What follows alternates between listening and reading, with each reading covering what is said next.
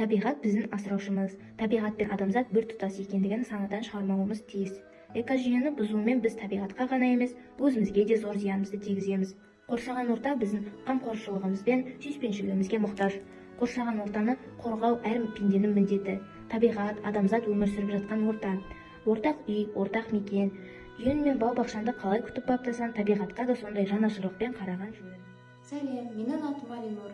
Мен бұл веб-букқа Eco-Life тақырыбын қойдым. Қазір таныстырып кетейін.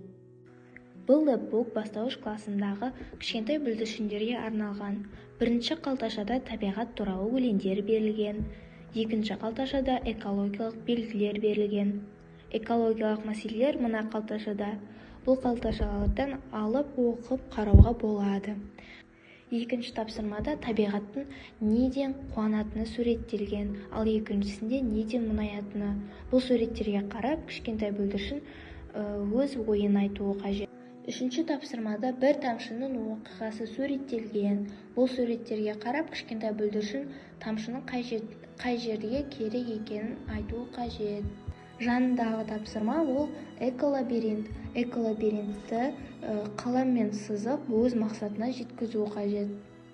Соңғы тапсырма ол бізде қоқыстың қиындылары. Ол қиындыларды сұраптап, бұл жәшіктерге салу керек. Мысалы, әйнек, пластик, қағаз, темір, органикалық қалдықтарға. Ал соңғысы ол эко-видео.